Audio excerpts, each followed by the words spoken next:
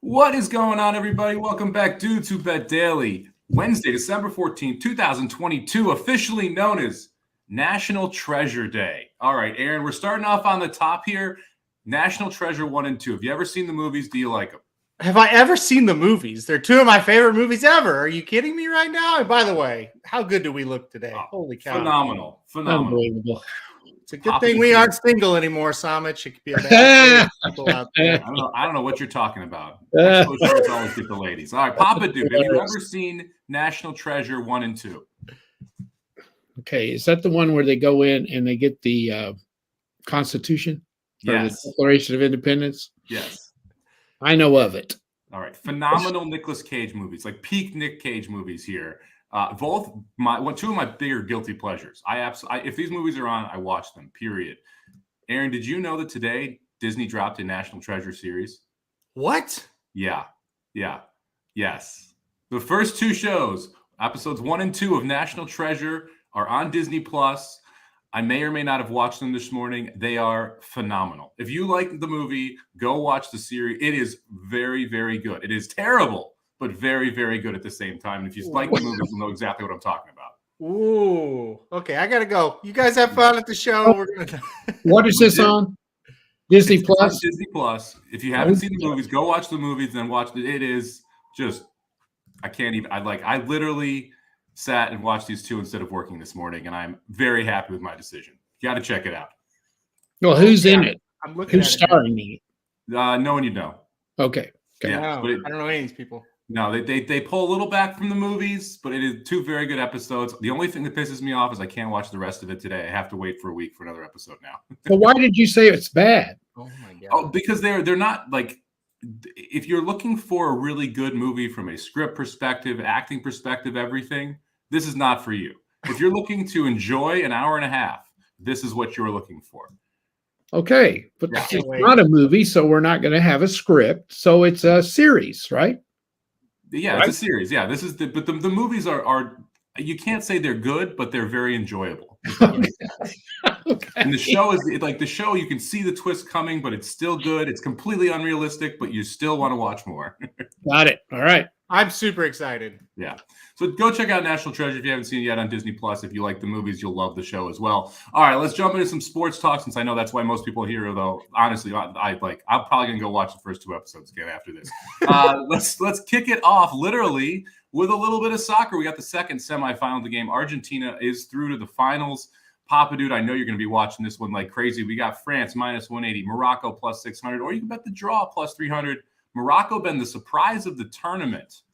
Aaron, does the dream run continue today? First African team ever to make the semifinals, by the way. I think from the very start, destiny had Argentina and France in these finals. I got to go with France today. Big. You know, I agree that France is definitely the better team here, but Morocco's been really good defensively and on transition, Papa Dude. What do you think? Oh, my goodness. This is so tough. By the way, I don't consider Morocco Africa. I know it's on the continent of Africa, but when I think of Africa, I think of elephants, lions. Morocco is more what? Weird. I mean, it's just a desert and it's got kings. I'm assuming it has camels. You know, I don't look at that as Africa. Anyway. So does Egypt count as Africa? No. Okay. Maybe the southern part. Africa is Ethiopia, Kenya, that kind of stuff is Africa, where there's lions and hippos and that kind of stuff. That's what I look at. Safaris. Here you got sand. You got camels. You got desert. You got guys who pirate ships. You got weirdos. You just got So I wouldn't live there for nothing. Anyway, now you know why we're not a geographic show. All right, Papa, who do you like in the game? Well, I know where it is though, but I'm missing. Okay, France, easy. I agree with Aaron. I agree. I like France the minus 180 here. You can lay a goal, get minus 105, I think it is right now. But I agree with Aaron. I think this is Argentina, France all the way. If you like France today, I would rather bet them to win the cup, which I think is like plus 125 right now, somewhere in that range. That to me makes more sense than just betting them on the minus 180 today, because then you also get penalty kicks. And if they do draw and go to extra time, you still have France. You just have to beat Argentina in the next spot. Yeah. All right. Let's jump over to the hard court here. We'll kick it off with the Warriors heading into Indiana, laying 1 point here, total sitting at 238.5. It's an interesting spot here. The Warriors still really struggling on the road. Did they turn it around today, Papa Dude? This is a tough game. They got drilled last night. Or was it? Let's see. Didn't they lost a heartbreaker last night, didn't they? 1 pointer, was it? I think. I'm pulling it up for you right now. I can't remember. I know they lost. I think it was a tough loss last night. Anyway, the Pacers are one of these teams that's scary because they can score. They're not bad, and the Warriors are just struggling. They really are. They either lost by 20 or they lost by 1. I can't remember. I looked at all the scores, and I know they did the Bucks last night. Yes. So they're coming off a game against a really good team where they didn't play well. I like the Pacers today. I think they win. And that total, say it's 240. Pacers can score. The Warriors can too. But I can see the Warriors not quite getting there. So I think I might go under that. But I like the Pacers to win against a struggling Golden State team. Yeah, tough back-to-back here, taking on what was a pretty big game with the Bucks there. I think the Bucks were laying 3.5 or so, ended up blowing them out. Specifically, I believe it was the first half where they took care of business. Aaron, who do you like here? Warriors, Pacers? You're playing the total. Pacers, I think, win this game. I like the home advantage, and boy, this Golden State team has not played well on the road all year, and so I think the Pacers get it done in this game. I think Golden State's kind of a shell of what they were. Yeah, give me the Pacers as well. 2-12 for the Warriors on the road. I lean toward the over here. I do think there's going to be some points. May not see the same defensive effort on a back-to-back after a big game from the Warriors, but both of these teams can score. So give me the over 238.5 there. All right, let's jump over to a West Coast battle here, a late-night one. We got the T-Wolves heading into Los Angeles to take on the Clippers. Clippers laying 6.5, total at 223, one of the lower totals of the season on the board. I was pretty surprised. I looked at the average scores. The lowest NBA team is averaging 107 a game. So it's just wild comparatively what you saw just like 10 years ago with these 80s and 90s totals. We'll start with you, Aaron, here. T-Wolves, Clippers, 6.5. Who do you like here? I kind of like the Clippers in this game. I think they're a pretty solid team. I think they're getting better. I like the Clippers here. 6.5, a lot of points. That's the only scary thing. But kind of a late night game. I'm going to go Clippers in this spot. Not so fast, my friend. Give me the T-Wolves. I'll take the 6.5 here. I think it's enough points for a Clippers team that's just not as consistent as I'd want them to be laying this type of number against a T-Wolves team. I think it's actually pretty decent.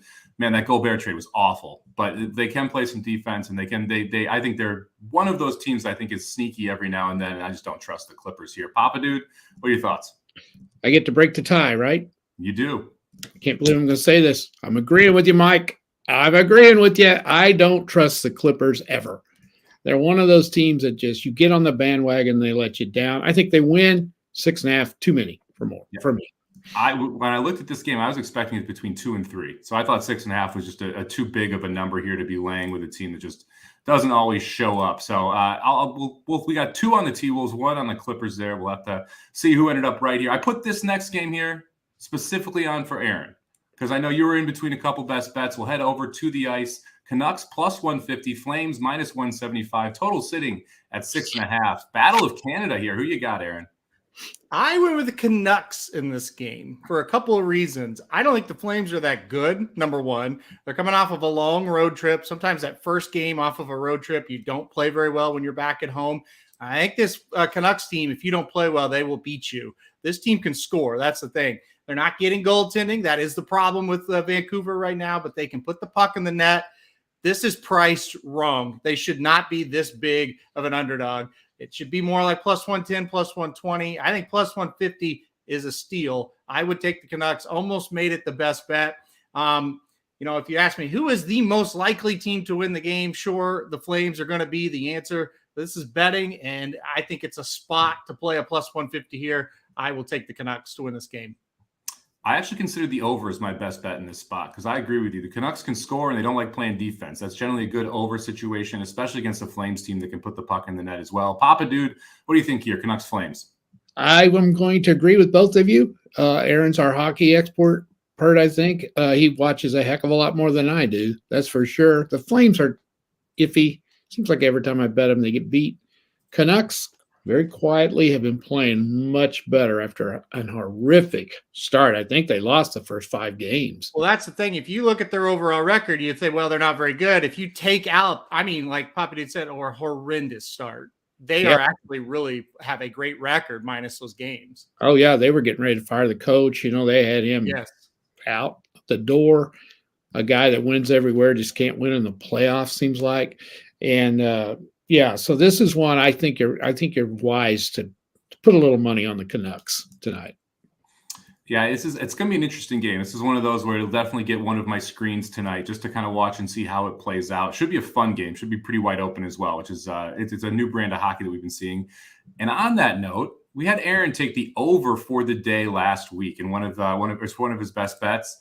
Let's talk about today's total, 19.5. We've got 3 games tonight. So we've got the Canadiens going into Ottawa taking on the Senators, the Red Wings heading into Minnesota taking on the Wild, and the aforementioned Canucks Flames game. So actually get 6.5 in each of these games to make out that 19.5 total. I thought this was interesting tonight because I think there's going to be quite a bit of goals. I would lean toward the over at 19.5 here. All 3 of these games could produce one of those 8 or 9 type totals. If you get one of those, it's going to be tough to stay under this number. Aaron, what do you think? I was looking at this bet, honestly. I'm surprised you brought it up. I wasn't expecting it. I was leaning over. Listen, you've got the Wild who like to score a lot. I mean, everybody likes to score a lot. That's a dumb statement. Can score a lot is what I should say. And their goaltending sometimes can be a little iffy.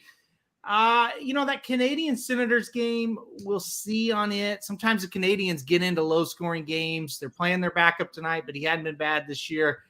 That's going to be the one that screws it if you go over, and that's why I ultimately did not do it. But I would definitely lean over 19.5 goals tonight. Papa Dude, what do you think about scoring in the NHL tonight?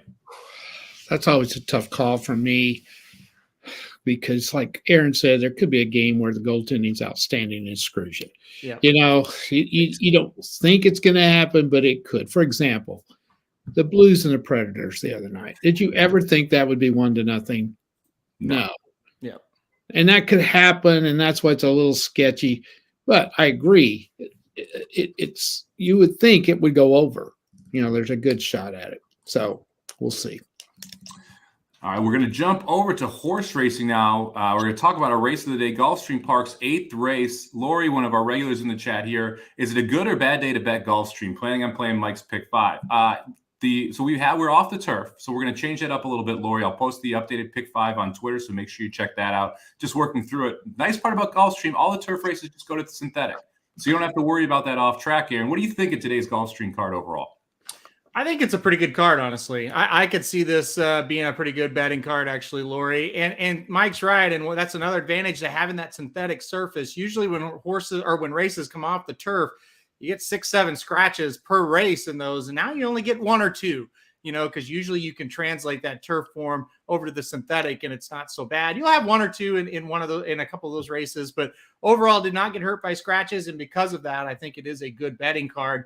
And also, you can kind of adjust your handicapping a bit. I'm sure you're going to do that, Somich, for your pick 5 to where, okay, this horse might be 2-1 on the turf, but maybe there's a horse here that really likes a synthetic that might sneak up to the 5-6-1 range that really should actually be favored. So I think it's a good day to bet Gulfstream. Yeah, the 5th race it became pretty interesting here on the Gulfstream card. We had 2 speed horses on the turf. One of those 2 scratches out, the 5-horse Freedom Matters, leaving the 2-horse Lamplighter Jack as lone speed. We talked about how hard it is to go gate to wire on the synthetic. Lamplighter Jack did it 3 times in a row. 2 of those 3 coming off the turf. So I like the 2 quite a bit as a single in the 5th to kind of kick off that sequence. The last race gets a little trickier because you don't have as much synthetic form there. But for our race of the day, let's go to Gulfstream Park, race number 8. This is one of the events that's going to be contested on the dirt. I thought was pretty interesting here, Aaron. You have a couple. We're starting to see the trainers come down now, which I think is a big part of this. This is an optional 25K N1X race going a mile. The 4, the 5, and the 6 are clearly your 3 favorites here. Avow, Send For Me, and Liam's Kiss. 2 of those out of the Todd Pletcher barn, 1 out of the Jonathan Thomas barn, a former Pletcher assistant. What were your thoughts here on race number 8? Tricky race. You're definitely right. Those are the 3 to play. I've got a little bit of a price I'll talk about in a second. But on top, I ended up going number 6, Liam's Kiss. I really thought it was interesting that Irad Ortiz jumps aboard.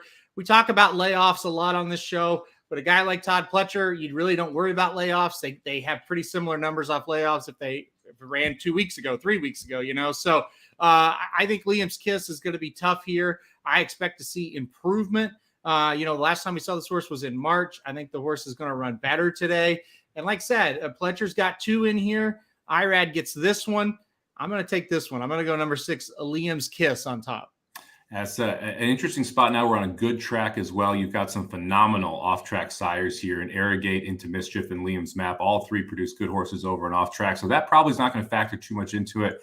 I went with the 4 of Vow on top here simply because you've got 2 wins over the track, which I like. Second off the layoff for Pletcher, so a $300,000 daughter of Arrogate.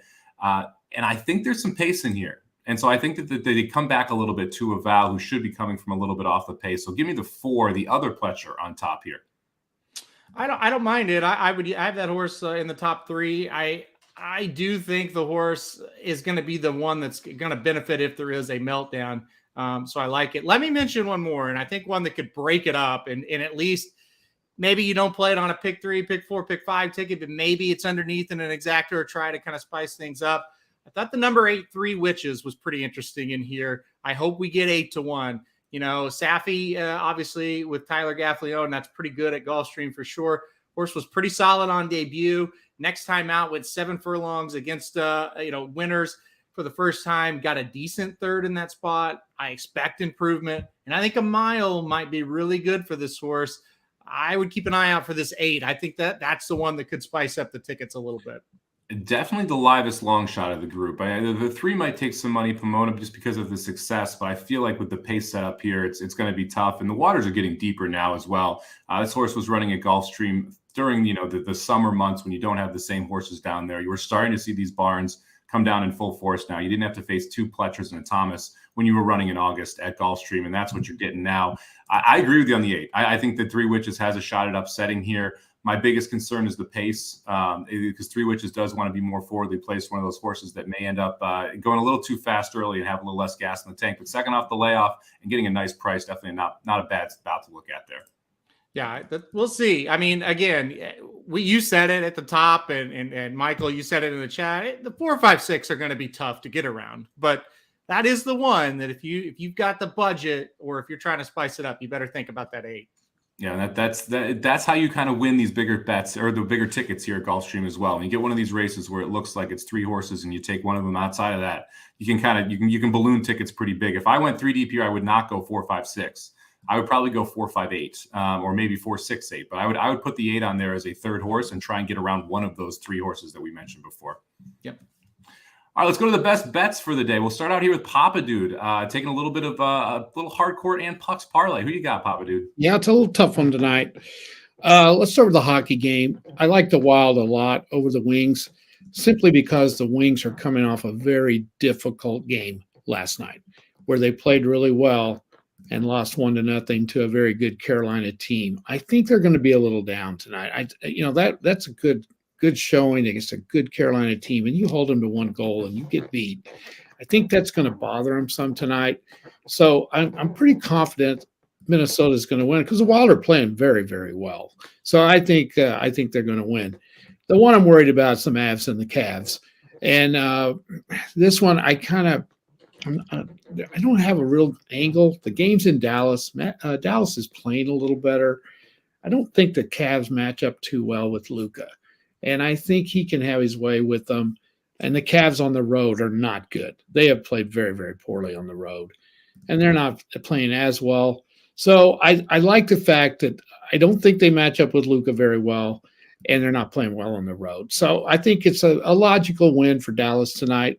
So let's hope we can get this one home at plus 144 and get off to a good start. This is the NBA game I'm most looking forward to watching. I enjoy watching Luka first and foremost. This is a Cavs team that when they're clicking, they're good. But when they're off, they can be very off. Mitchell didn't play last night, I believe, or maybe it was 2 nights ago. He didn't play. We'll see if he comes back and plays in this spot here for the Cleveland Cavaliers or not tonight. I'm also taking an NBA game here. I'm just going to go straight up and take the Knicks catching 4 points at the Chicago Bulls tonight. I mentioned earlier the worst team in the NBA is currently scoring 107 a game. The Knicks in the last 4 has figured out how to play defense. They've held their opponents to averaging under 100 points a game in the last 4 during this 4-game win streak. Bulls got a monster win a couple nights ago against Dallas. That was without Luka, and they put up 144 points. I don't think they're going to be able to do that. I almost took the under in this spot, sitting at 225, but I'm going to take the Knicks catching the 4 points. I think these are just 2 different teams. Papa Dude mentioned how bad the Cavs were on the road. This is a Knicks team that's been sneaky good on the road. They're 7-6 so far, and a Bulls team that's not taking advantage of home court advantage. The Bulls just 7-5 at home. So give me the Knicks catching the 4 points. I think they either win or keep this very close. Hopefully the Knickerbockers don't let me down tonight. I took the Knicks on the money line, on our money line bets. I took the Knicks tonight. I think Aaron took the Bulls in Chicago. That's always a, pretty safe bet. So we'll see. All right, let's jump over to Aaron's best bet here, heading to the ice. Aaron, who do you like? Well, I'm going with the Ottawa Senators. I think over the Montreal Canadiens tonight. Ottawa's at home. I think these 2 teams, they're 2 of the scrappier teams in the NHL. I don't think they're going to overwhelm you with talent. But man, every night it seems like they just play a little bit better than what they should be playing. And so it's going to be a good game tonight. But the Senators, I really like them coming off a nice win against Anaheim, kind of took care of business. I think at home tonight, the Canadiens start a big road trip here. I think minus a goal and a half or plus 120 makes a ton of sense in this spot for Ottawa. They're pretty dangerous. They've been able to score here lately, and they've got some decent goaltending here lately as well. I don't know. I just kind of feel like the Senators are kind of a sneaky team that is going to make a little bit of noise. I think they're going to get the job done. I like the goal and a half differential. Money line, I think they're minus 210 or something like that. If you make bets like that, that's not a horrible one because I do think they're going to win this game, obviously. But we want that plus money, so we're going to go Senators minus a goal and a half. One comment on Minnesota. I'm really curious to see what they do at the trade deadline this year. They are interesting. I think they could make a big run. Scoring depth was their problem last year. It's their problem right now. I would love to see them get some depth on that 3rd and 4th line. I really like this Minnesota team. Keep an eye out for them. That's kind of my, for the future. Keep an eye out for Minnesota. I think they're going to make a big run. They seem like I don't want to compare it to Toronto because that's just an insult of the playoffs. But Minnesota seems to let you down in the playoffs quite a bit. They've had these teams that seem like they were very good, and just the issue has always been scoring depth with them. Is that they kind of feel like the Blues in the 90s and the 2000s, where you got that one big line, and you have a goaltender who's solid, but you don't totally trust, and then you head to the playoffs, and all of a sudden you're losing 2-1, 2-0, 3-1. Minnesota needs to add something at the deadline if they want to actually make a run here. When you looked at Minnesota and the Blues last year, that early part of that series, we looked pretty much clueless. But when they figured out how to stop the top line, the Blues absolutely dominated the series and knocked them out. You're right. And we saw it. Now that we've actually seen one of our teams win the Stanley Cup, we know what it takes. It takes great goaltending, and it takes balanced scoring through 4 lines. You've got to be able to roll out 4 lines.